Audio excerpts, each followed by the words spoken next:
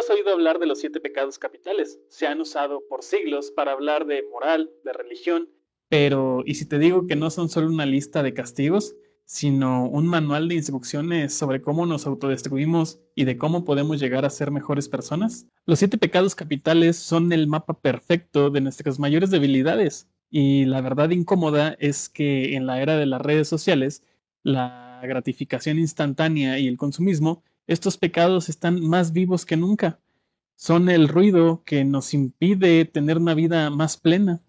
Y hoy vamos a hablar de ellos, no para sentirnos culpables, sino para usarlos como una herramienta de pensamiento crítico, como una brújula para entender nuestras emociones y nuestras acciones, porque al final comprender un problema es el primer paso para resolverlo. Hoy vamos a desmenuzar a los 7 pecados capitales.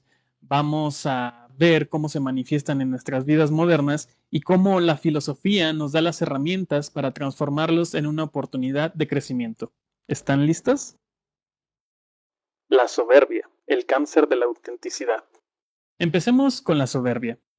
No es solo arrogancia, es la creencia de que somos superiores a los demás.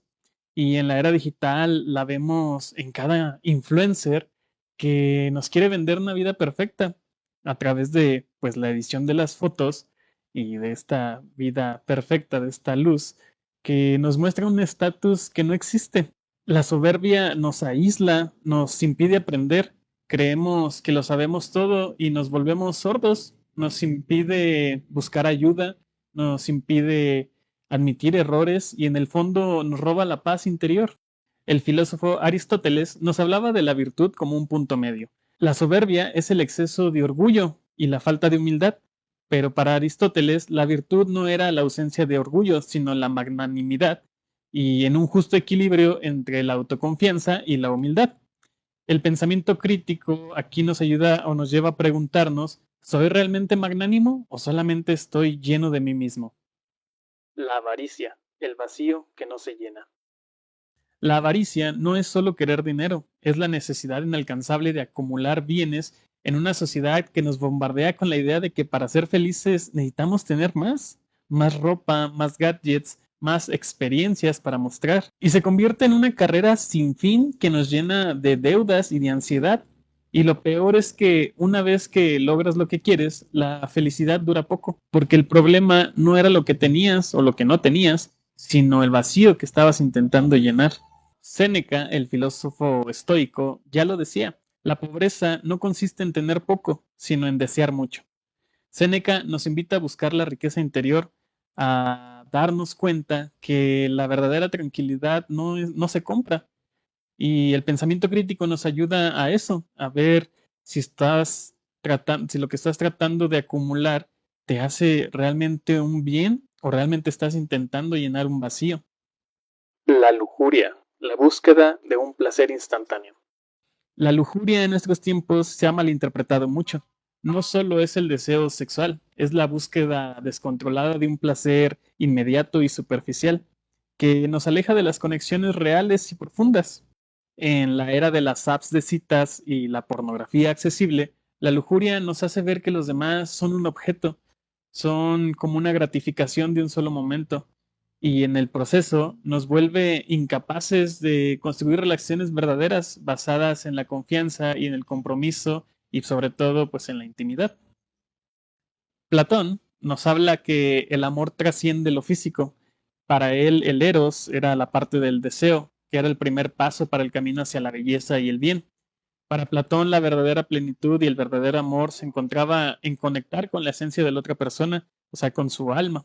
Y que aquí cuando usamos el pensamiento crítico nos hace ver nos hace preguntarnos si esa lujuria es nada más la satisfacción momentánea o realmente queremos una conexión profunda. La ira, el veneno que nos daña a nosotros mismos. La ira no es solo gritar, es una emoción destructiva que nos consume por dentro. En las redes la vemos en la cultura de la cancelación, en los comentarios agresivos y en la indignación constante de la gente. El problema es que la ira nos impide pensar con claridad, nos hace reaccionar sin pensar. Y como decía alguien, el enojo es como beber veneno esperando que al otro le haga daño. Nos hacemos más daños a nosotros mismos que a la persona que nos enoja de verdad. Séneca, en su obra sobre la ira o de la ira, la describe como la más horrible y frenética de todas las pasiones. Nos decía que la ira era un tipo de locura temporal y que la clave para combatirla era la razón. ¿Por qué? Porque la razón nos permite detenernos, analizar la situación y decidir cómo actuar en lugar de solo reaccionar. O sea, ser proactivos en vez de reactivos. Y el pensamiento crítico pues nos ayuda a eso, porque debemos de preguntarnos por qué estoy sintiendo esta ira, qué es lo que realmente odio y qué me está provocando. ¿Es un enojo justificado o es una rabieta injustificada? La gula, la obsesión por el exceso. La gula no solo es comer mucho, es la obsesión por el exceso en cualquier área de nuestra vida. Comer de más, comprar de más, consumir de más. Es el reflejo de una ansiedad interna y la falta de control. Y es que las redes sociales nos bombardean mucho con la idea del todo o nada, con el exceso, sí, con el exceso de todo. O sea, nos venden que el exceso es algo normal y nos aleja de la mesura, del equilibrio y de la conciencia plena. Epicuro nos enseña que la búsqueda del placer no es mala, pero que debe ser mesurada. Para Epicuro, el placer es la ausencia de dolor físico y la tranquilidad del alma. Para Epicuro, el exceso es la receta perfecta para el dolor. El pensamiento crítico nos ayuda a discernir eso. O sea, si estamos tratando de satisfacer un placer genuino o solo nos estamos llenando de vacíos temporales. O sea, estamos tratando de llenar esos vacíos temporales con algo que nos va a satisfacer temporalmente. La envidia, el reflejo de nuestras carencias. La envidia es lo que sentimos cuando queremos algo que otro tiene. En las redes es el pecado por excelencia. ¿Por qué? Porque nos sumergimos en la constante comparación del brillo producido de otras personas con nuestra vida real. Eh, la envidia es un veneno que nos amarga y nos hace incapaces de alegrarnos por los logros de los demás. Nos paraliza y nos impide trabajar por lo de nosotros mismos, por lo que realmente queremos. Arthur Schopenhauer, de nuestro propio de Arthur Schopenhauer nos decía que la envidia es un sentimiento de profundo dolor que surge de la conciencia de nuestros propios defectos al compararnos con las cualidades o logros de otros. La envidia es un espejo y la única forma de superarla no es odiando al otro, sino usando ese sentimiento como una brújula para saber cuáles son nuestras carencias. Y el pensamiento crítico es aquí donde nos ayuda a saber, bueno, debemos, cuando nos pregunta, y el pensamiento crítico nos lleva a preguntarnos qué estoy envidiando de la otra persona, qué es lo que realmente envidio que quiero yo para mi vida. La pereza, el miedo a la acción. Y por último, la pereza. La pereza no es solo no hacer nada, es el miedo a la acción, a salir de nuestra zona de confort y a enfrentar nuestros destinos. Es la procrastinación que nos impide alcanzar nuestro potencial. En la era digital, la pereza tiene una nueva cara, que es la sobreestimulación constante. Pasamos horas viendo videos, scrolleando, para ver si hay algo que nos entretiene o para simplemente evitar actuar en nuestras vidas. Immanuel Kant nos habla del deber. Para él, el deber moral era actuar de acuerdo a los principios universales, sin importar el resultado. Y la pereza es la antítesis del deber. Para Kant, actuar es nuestra responsabilidad moral. Y aquí el pensamiento crítico debe llevar a preguntarnos, ¿qué estoy evitando enfrentar para hacer lo que sé que debo de hacer? Así que, como ven, los 7 pecados capitales no son solo una lista de prohibiciones, son un mapa de nuestra naturaleza humana. Son las verdades incómodas que que si nos atrevemos a mirar de frente, pues nos pueden dar respuestas de lo que estamos sintiendo y usarlos como brújulas para tener una vida más plena.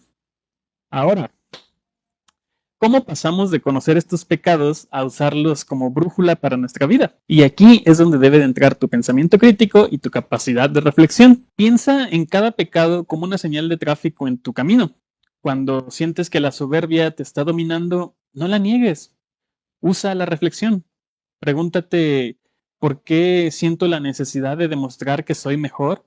¿Qué inseguridad estoy tratando de ocultar? Y en lugar de presumir, busca la humildad en esa respuesta. Cuando la avaricia te tiente a querer más, no te castigues. O sea, usa el pensamiento crítico. Pregúntate, ¿qué vacío estoy intentando llenar con esta compra? ¿Estoy buscando la felicidad en un objeto o en una experiencia genuina? Y en lugar de acumular, busca la riqueza interior en tu vida. Te va a ayudar mucho. Cuando la envidia te invada al ver la vida de alguien más, no te paralices, o sea, reflexiona, o sea, piensa qué me está diciendo este sentimiento sobre mis propias metas, sobre mis propios anhelos, qué, qué de lo que tiene la otra persona realmente quiero yo para mi vida. Y en lugar de desear lo ajeno, usa esa envidia para trabajar lo que realmente quieres tú. Recuerda que los 7 pecados no son nuestros enemigos, son un reflejo de nuestras necesidades, de un miedo o de una carencia. Y al usarlos como brújula, al analizarlos con conciencia, podemos encontrar el camino a la virtud, no como una imposición, sino como una elección. Y es que el pensamiento crítico es la herramienta perfecta para navegar estos desafíos. ¿Por qué? Porque es cuestionar la soberbia de nuestra falsa percepción, la avaricia de nuestro vacío interior, la gula de nuestros excesos y la pereza de nuestra inacción. Así que les lanzo el siguiente reto. En lugar de oír de tus debilidades, úsalas como una brújula. La próxima vez que sientas uno de estos pecados, no lo niegues, analízalo. ¿Qué te está enseñando sobre ti mismo? Porque la verdadera plenitud no es no tener demonios internos, es conocerlos, abrazarlos, aceptarlos, dominarlos y usarlos para crecer y tener una vida más plena. Recuerden, sean conscientes, sean críticos y vivan una vida virtuosa.